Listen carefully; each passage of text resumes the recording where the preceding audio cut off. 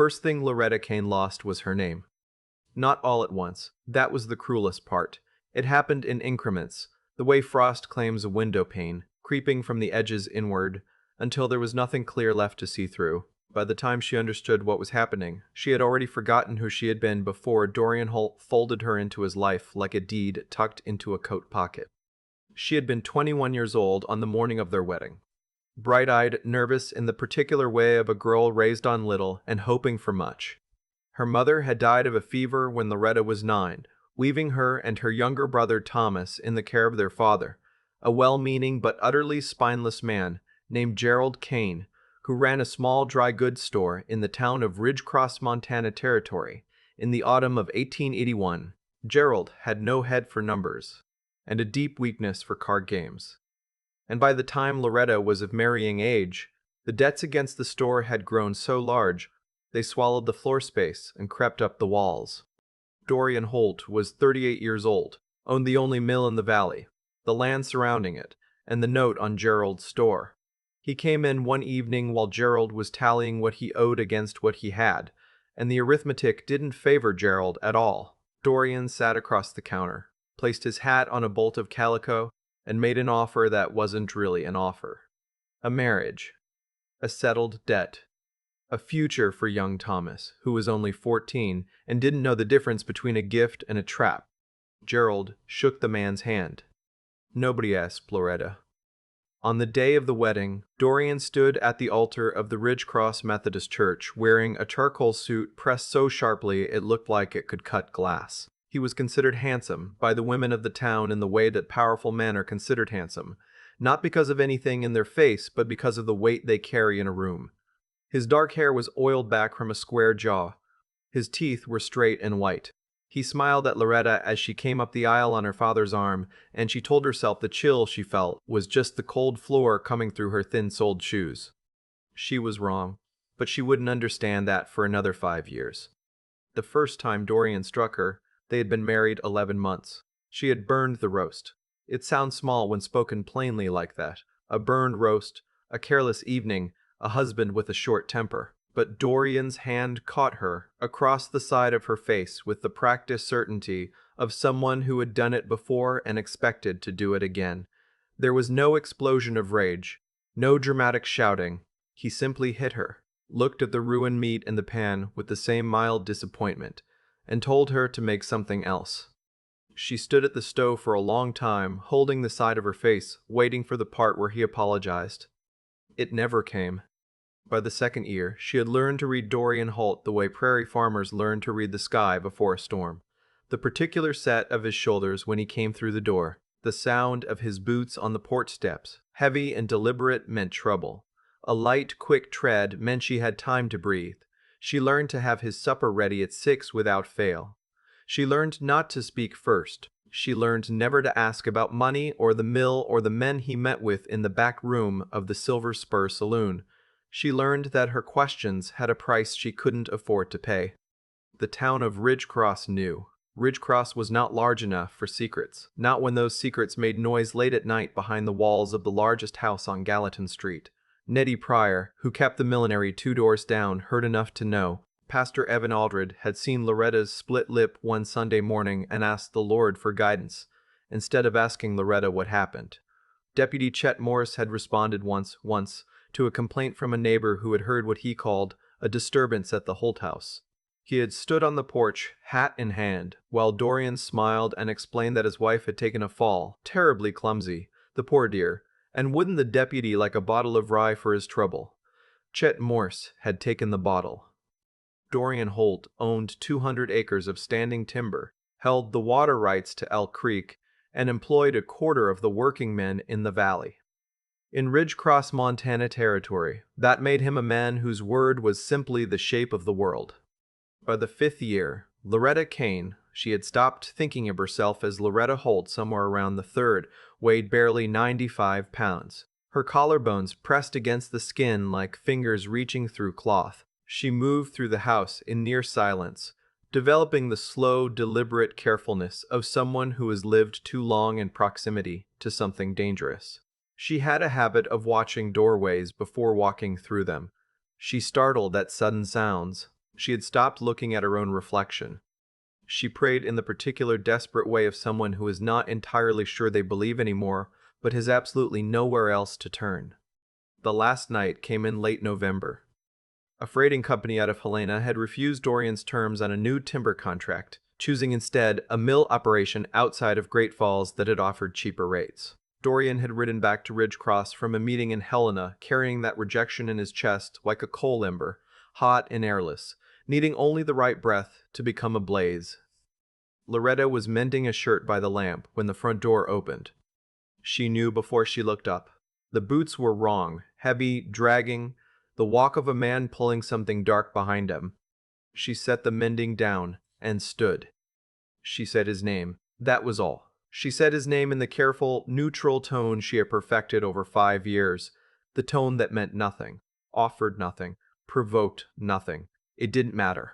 Dorian crossed the sitting room and hit her before she could move, a closed fist blow that caught her temple and sent her sideways into the corner of the writing desk. The edge of the wood caught her across the ribs on the way down. She hit the floor and lay there, tasting copper, listening to the high, thin ringing in her ears that she had come to know the way a person knows. A recurring nightmare. She did not try to get up immediately. She had learned not to. He pulled her up by her hair. He drove her back against the wall with both hands on her throat and said the things he always said when the rage was full in him, that she was worthless, that she had failed him, that every piece of bad fortune that had ever visited Dorian Holt was somehow the consequence of marrying a nobody girl from a nobody family with a no-account father who couldn't keep his own store. He pressed until her vision went to sparkling black at the edges. Then he let go, stepped back, and told her to get out of his sight. She slid down the wall to the floor. Outside, the wind had picked up, a hard northern wind off the mountains that was carrying the first serious cold of the season with it. Snow was falling. She could hear it in the particular muffled silence it brought. From somewhere above her, she heard the sound of Dorian pouring himself a glass. She thought, with the detached clarity that comes sometimes in the depths of pain, that she was going to die in this house. Not tonight, maybe, but eventually. He would take her apart piece by piece over years, the way river water takes apart a riverbank. So slowly it almost looks like nothing is happening, until one morning the whole side gives way. She decided, in that moment on the cold floor of the sitting room, that she would rather die in the cold. She waited. She listened. The house settled into the sounds of late evening, the tick of the clock on the mantel, the low complaint of the wind at the eaves, the clinking of Dorian's glass. After a long while, she heard his footsteps go down the hall toward the study, the sound of the study door closing. She got up. She took her heavy wool coat from the hook by the kitchen door. Her hands were shaking badly, her left eye already swelling shut, her ribs screaming with every breath, but she did not stop moving. She took nothing else. No bag, no money. She had no money of her own. Dorian had seen to that. No food, no plan. She eased the kitchen door open, stepped out into the snow, and started walking. She didn't know where she was going. She simply knew she had to put distance between herself and that house, as much distance as her broken body would allow, before Dorian noticed she was gone. The snow was falling heavily now, thick and deliberate, muffling the town into silence. She walked past the dark windows of the millinery, past the feed store, past the sheriff's office with its single lamp burning inside. She looked at that lamp for a long moment. She thought about going in. She remembered Deputy Chet Morris taking the bottle of rye and bidding Dorian a good evening. She kept walking. She walked north, away from the town's main street, away from the mill, toward the dark tree line at the edge of the valley. The wind was brutal by the time she reached the open ground beyond the last house. It tore at her coat and drove ice crystals into her face. Her feet, inadequately shod for this kind of weather, were already going numb. Her left eye was fully swollen shut. Every breath around her damaged ribs was a precise, white-hot agony. She was genuinely not certain she would survive the night. She found she didn't mind the idea as much as she should have. She had covered perhaps half a mile of open ground when the ground disappeared from under her. She had not seen the creek bank in the dark and the snow. She went over the edge sideways, tumbling down a short drop of frozen clay and dead grass, hitting the ice-rimed gravel of the creek bed hard. The impact drove what little air remained in her lungs straight out. She lay there at the bottom of the bank and could not for a long moment summon the will to rise. That was where Gideon Rawls found her. He was coming down out of the bridge range on a route he had taken a dozen times before, leading his packhorse through the storm by feel and memory. He had come into the valley 3 days earlier than usual. An early freeze had shut down his trap lines higher up, and he needed to resupply before the passes closed entirely for winter. He was not a man who enjoyed coming into town. He was, in fact, a man who had arranged his entire life to minimize the frequency with which he was required to be around other people. Gideon Rawls had been a Union sharpshooter in the war, and when the war ended, he had gone as far into the mountains of Montana Territory as a man could go, and still occasionally returned for coffee and gunpowder. That was 17 years ago. He had not found much reason to revise the decision. He was 50 yards from the creek when he heard something below the sound of the wind. He stopped. His packhorse shifted and stamped. Gideon stood still in the blowing snow, listening with the patient, calibrated attention of a man who had learned that the difference between a sound that mattered and one that didn't could mean the difference between life and death. He heard it again. Not an animal. He moved to the bank and looked down. She was a small shape at the bottom of the drop, half buried in snow already, not moving. He went down the bank with the quick, careful movements of a man accustomed to rough terrain, reached her, and put 2 fingers to her throat. Her pulse was there. Thin and rapid, but there. He looked at her face in the darkness. Even in the poor light and the swelling, he could see well enough to understand what he was looking at. His jaw went rigid. He didn't ask questions. There were no questions that needed answering in that moment. He stripped off his heavy buffalo hide coat, the one he'd cured and stitched himself 3 winters ago, and wrapped it around her. Then he lifted her. She was disturbingly light. He carried her up the bank, settled her as gently as he could against his packhorse's flank, and then led them both toward a line of trees that he knew offered shelter from the wind. He had a camp kit with him. He always did. Within 20 minutes he had a fire going in the partial lee of a limestone outcropping, the horse tied and blanketed, and the woman laid close enough to the fire that the warmth could reach her without the sparks. She came around while he was heating water. She looked at him the way a cornered animal looks at a hand reaching toward it. No energy left for full panic, but every muscle still braced for what it expected to come. "Easy," Gideon said. He had a deep, undramatic voice, the kind shaped by years of talking to no one, rough-edged but without threat in it. "You fell down that bank. I'm not going to hurt you." She looked at him for a long time. Then she said, with the particular careful blankness of someone managing a great deal of pain, "My ribs." "I know," he said. 2 or 3 of them, I guess. I can wrap them once you're warm enough." "Who are you?" "Gideon Rawls. I trapped the upper range. You're safe." She didn't respond to that. He had the impression that the word safe had become a concept she no longer trusted. He didn't push it. He handed her a tin cup of hot water with some dried willow bark steeped in it and let her be.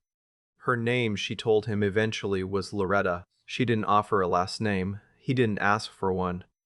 He wrapped her ribs with strips of clean cloth from his kit. He cleaned the cut above her eye. He did all of it with a practical, impersonal efficiency, the same hands that could dress a deer carcass in darkness working with a gentleness that seemed at odds with the rest of him. She flinched once, early on, reflexively throwing an arm up when he reached too quickly for something near her head. He stopped moving immediately and waited. When her arm came down, he continued what he'd been doing without comment.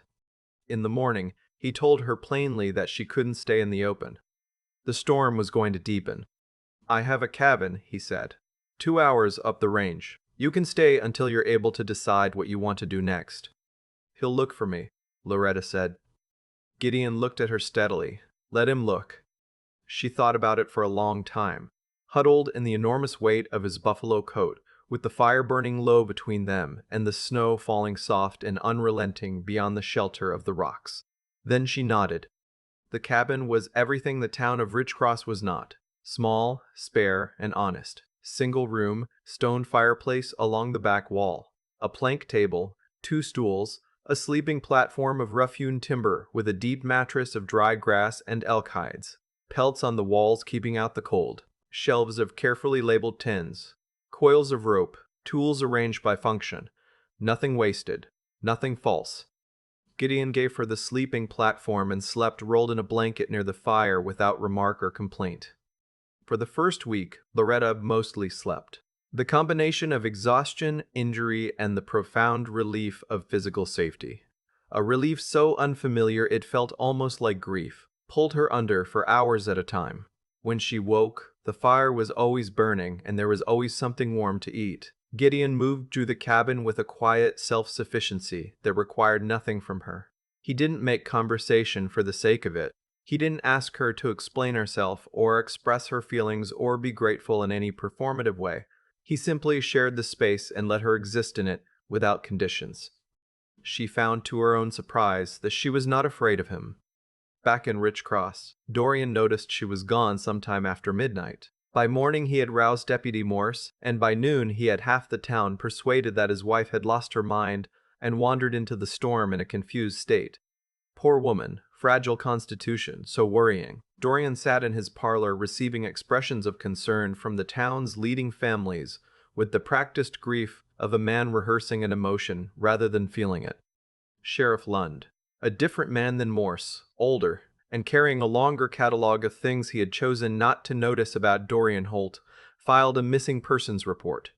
He organized a brief search of the area around town. The snow had covered every track. After 2 days, the official conclusion was that Loretta Holt had likely perished in the storm. A tragedy, such a shame, so young. Dorian accepted condolences. He let the appropriate amount of time pass. Then, quietly, he began making inquiries about the mining claims on the North Ridge, which had been jointly held in his wife's name. He was not, it turned out, a man inclined to let anything he considered his property simply vanish. By February, there were rumors in the valley, passed between trappers and teamsters and the men who ran supply lines to the hire camps, of a woman living up in the Bridger Range with old Rawls the trapper. The rumors were vague and second-hand, and nobody put much weight in them, the way rumors about mountain people tend to stay theoretical until something forces them down into the world of consequences. Loretta, by February, had been entirely remade. It had not been sudden, and it had not been easy. The first month, she had barely left the cabin.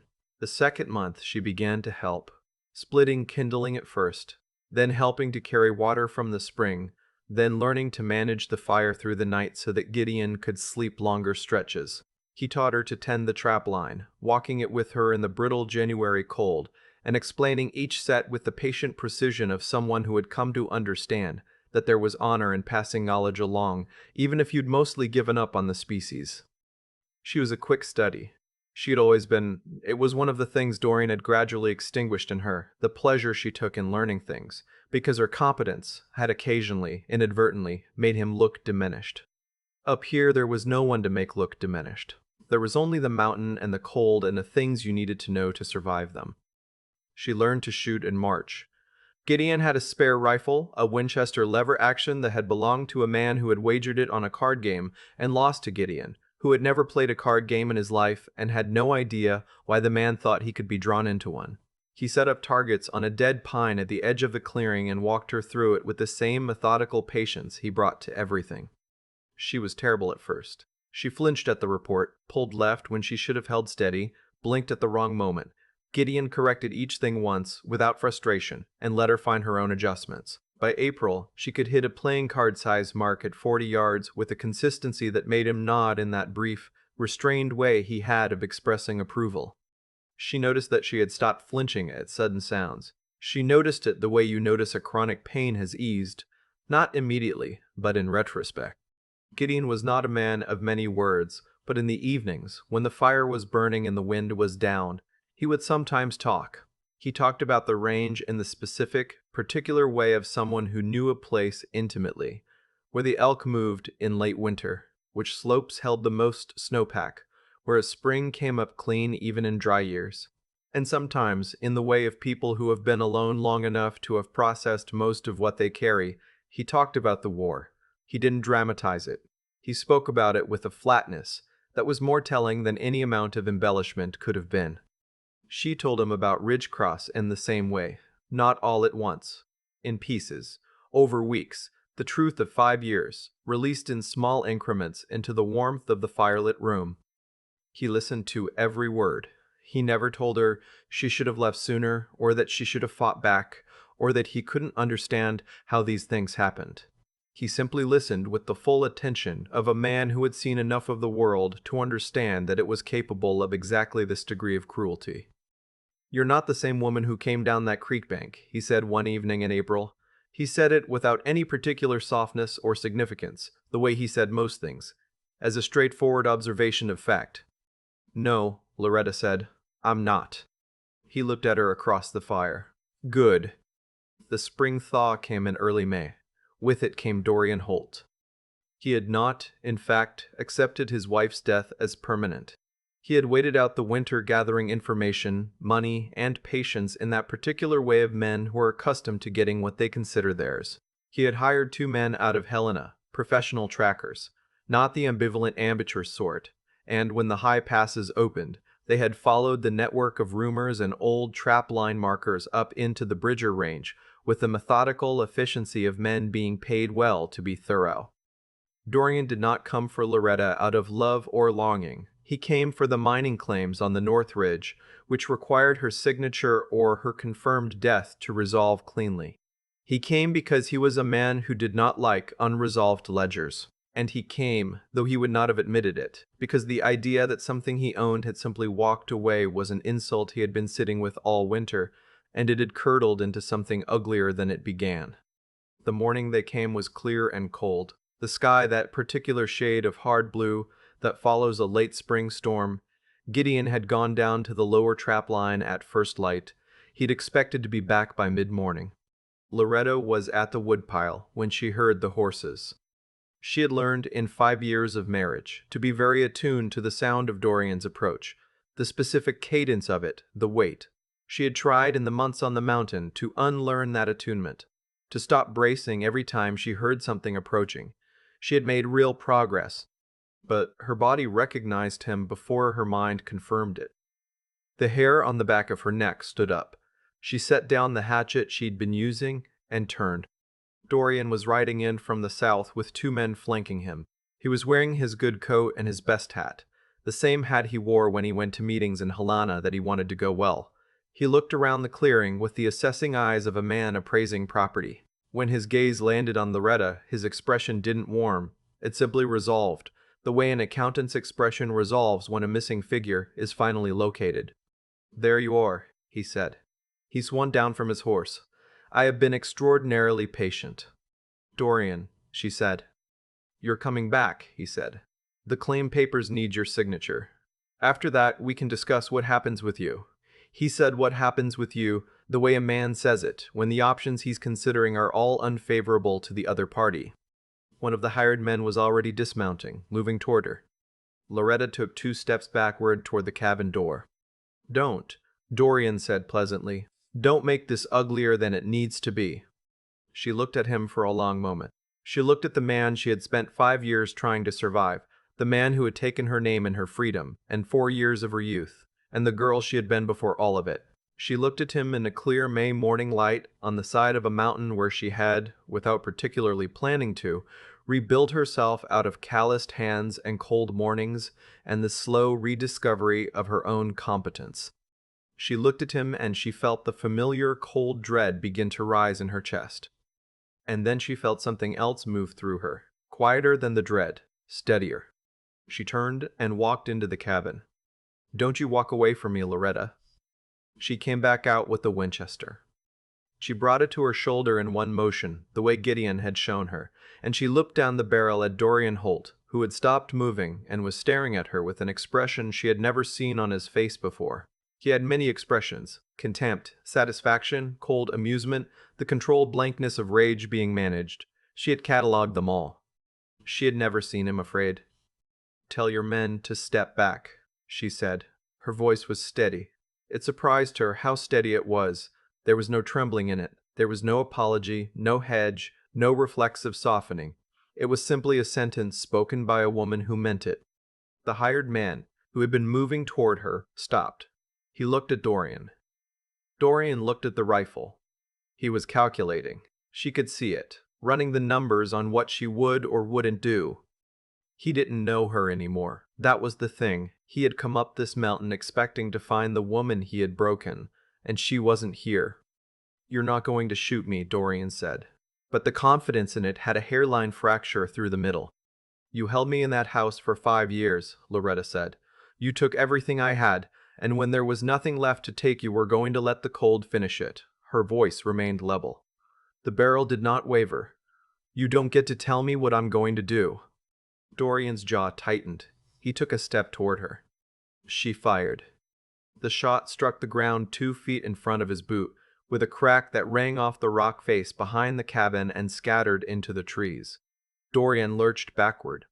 The hired men's horses shied and stamped. One of the men cursed and grabbed for his reins. The second shot went through the crown of Dorian's hat, taking it clean off his head. She worked the lever without hurrying and held the third round on him.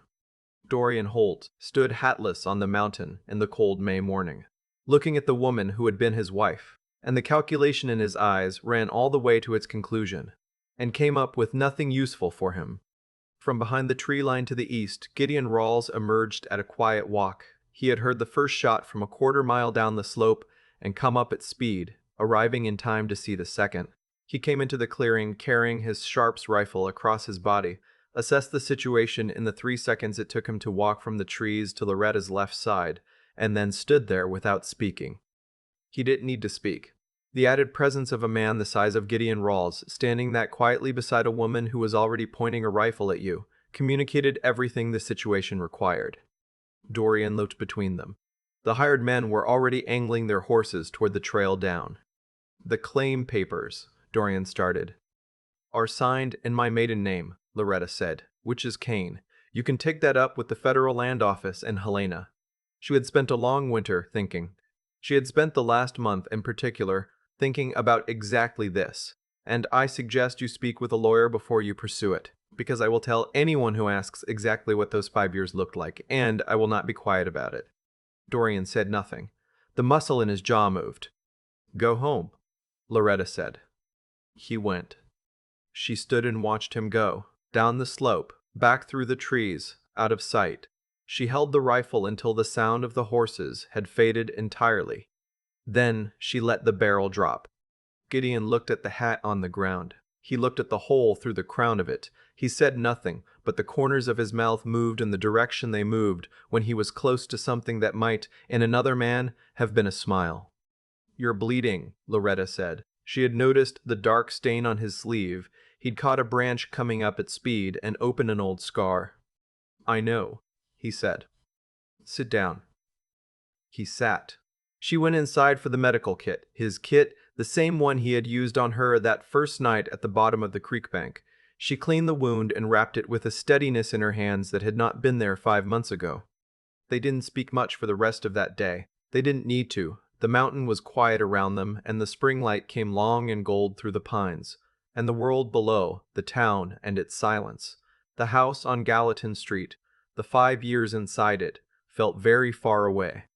Loretta Kane never went back to Ridgecross. The mining claim was ultimately resolved in her favor by a federal land office arbitrator who found Dorian Holt's documentation irregular in ways that proved expensive for him to untangle. Nettie Pryor, who had kept the millinery and the silence all those years, heard the outcome through a letter passed along by a freighter, and she put it down on the counter beside her sewing and sat with it for a long time. Dorian Holt died 3 years later of a stroke, alone in the house on Gallatin Street, the deed to a mine that had never produced as much silver as he borrowed against spread across his desk, like a losing hand. Up in the Bridger Range, Loretta Kane built a second cabin on the south-facing slope, where the sun hit first in winter. She ran her own trap line. She kept a kitchen garden through the short growing season. She learned to read the weather the way Gideon read it, and she learned to read a great many other things she had never been given the chance to learn. In the long evenings, when the snow was falling and the fire was warm and the mountain stood patient and indifferent in every direction, she would sometimes sit and listen to the deep, undemanding silence, and she would feel the shape of herself inside it. Not a wife, not a victim, not a woman defined by what had been done to her, but simply a person, alive and capable and whole in the enormous, indifferent, honest, dark. That was enough. For the first time in a long time, it was more than enough. I keep thinking about the moment Loretta picked up that rifle. Not the shot itself, the moment before it. When Dorian rode into that clearing, expecting to find the woman he had spent 5 years reducing to nothing, and instead found someone he didn't recognize. That gap between what he expected and what was standing in front of him, that's the whole story. Right there. Because here's what I've come to understand. The things that are done to us don't have the final word on who we become. Dorian Holt counted on that not being true. He counted on 5 years of damage being permanent. He was wrong, and it cost him everything. What strikes me about Loretta isn't the shooting, it's the winter before it. The months of chopping wood and learning to read tracks in the snow and failing over and over at a target on a dead pine until she stopped failing. Nobody was watching, nobody was keeping score. She didn't do it to prove anything to anyone. She did it because she was still alive and she decided that being alive was going to mean something. That's a kind of moral seriousness that most people never have to find in themselves. The decision to keep going, not because it's easy, but because giving up would be its own kind of surrender to the man who hurt her. She refused to let what he had done to her become the last chapter. And Gideon, I think about him too. A man who could have walked past that creek bank and told himself it wasn't his business, the way an entire town had been telling itself that for 5 years. He didn't. He didn't make a speech about it. He just went down the bank and put 2 fingers to her throat and made a decision. That kind of integrity, the kind that operates without an audience, without reward, without anyone watching to give you credit for it. That's rare. It's the kind that actually holds when things get hard, because it isn't performed for anyone. It just is. What the town of Ridgecross never understood, what Dorian never understood, is that cruelty isn't strength. It's the opposite. It's what people reach for when they have no real power of their own, only the power to diminish. Dorian Holt held an entire town in his hand, and what he used that power for was to hurt one woman who couldn't leave. That's not a powerful man. That's a frightened one, working very hard to make sure nobody could see it. Loretta saw it, in the end. Standing in the May sun with a rifle and 5 years of hard-won clarity, she saw him plainly for the first time. A small man in a good coat who had run out of people willing to look away for him. I think that's what survival actually looks like. Not the dramatic moment, but the long, quiet work that makes the dramatic moment possible. The honesty it takes to see your situation clearly. The intelligence to learn what you don't know. The stubbornness to get up one more time than you've been knocked down. None of it is fast. None of it is easy. But it compounds the way anything practiced over time compounds. Until one morning you reach for something you couldn't have held a year ago and find that your hands are steady. Loretta Kane walked out of that clearing and didn't look back. She had already done the harder work of walking out of the person she had been forced to become. Everything after that was just living. That's the part worth remembering.